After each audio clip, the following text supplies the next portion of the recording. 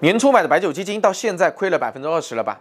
年初买的医药基金到现在也亏了20%了吧？恭喜你，好险你买的是基金啊！如果你买的是9毛和药毛的股票啊，估计你已经亏掉40%了。而且最近更是惨不忍睹的是，跌幅居前的基金几乎全部都是白酒和医药。最近25个交易日，中证医药指数跌幅高达15%，中证白酒指数的跌幅高达20%。那到底是怎么了？两个导火索，第一个是关于白酒的。最近市场突然流传出了一份市场监督总局发布的关于召开白酒市场秩序监管座谈会的通知。通知表示，为贯彻落实党中央、国务院领导通知批示的精神，做好白酒市场监管工作，打算召开座谈会。而且有业内人士表示这次座谈会的消息非常准确。这则消息被市场解读为有可能监管要开始对白酒行业进行整顿，大家非常担心白酒行业会像之前的教培、游戏、互联网、医美一样遭到重创。第二个是关于医药的。最近某医药龙头企业发布了半年报，数据显示，公司上半年营收是增长了17%，但是净利润仅仅只增长了0.21%，净利润增速明显低于公司此前年份的一些数据。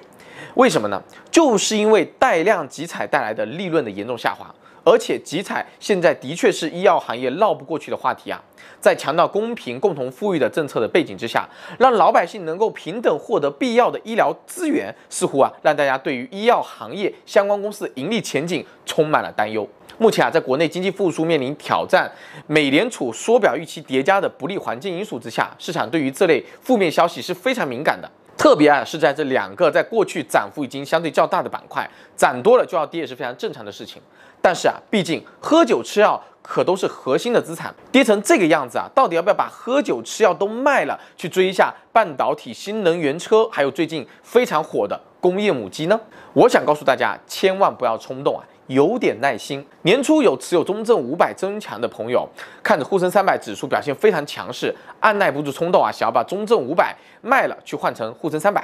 被我摁住了。如果那个时候到现在绝对是深坑。其实在市场调整之际，一些机构资金反而会盯上了跌出机会的这些行业和板块，所以回调后的喝酒吃药并非完全没有机会。我们先来看看白酒。之前很多期节目和大家说过了，白酒投资的底层逻辑有3个。第一，行业竞争壁垒非常的高，知名的白酒品牌塑造是非常难的。现在知名的品牌都需要上百年的传承才能够沉淀下来，酿酒工艺也是百年沉淀，甚至酿酒的地理位置都是独一无二的。而且现在沉淀下来的大品牌都是经历过很多次的监管的调控的洗礼了，管理经验、管理水平、经营能力都有了很大台阶的提升。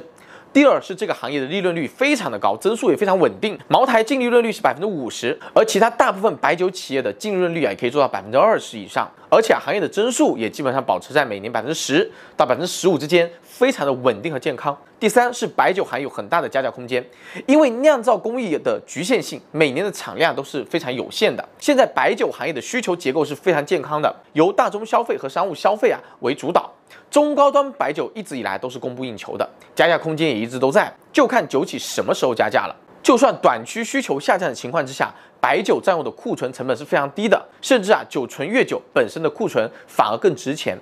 这样的商业模式几乎在国内是不可复制的，投资逻辑也是不可改变的，增长的稳定性也是比较高的。我们认为还是值得长期看好的，特别是在受各种因素打击之下，估值被压低的时候，对于定投的伙伴来说，不是更开心吗？所以本轮的回调或许是给了看好白酒在内的消费行业的长期投资的投资者布局加码的很好的机会。那么对于医药来说呢，虽然有了带量集采政策的利空，但是大家要知道带量集采不是针对所有的药品和耗材的，带量集采主要针对的是部分临床用量比较大的、采购金额比较高、临床使用比较成熟、市场竞争比较充分的，以及同质化水平比较高的医用耗材。这也就是说，监管的初衷并不是打压这个行业，而是要腾出不合理的药品耗材的灰色空间，给到创新品类和医疗服务提升板块更多的支持。所以，医药行业的投资一定会在细分的领域当中出现分化，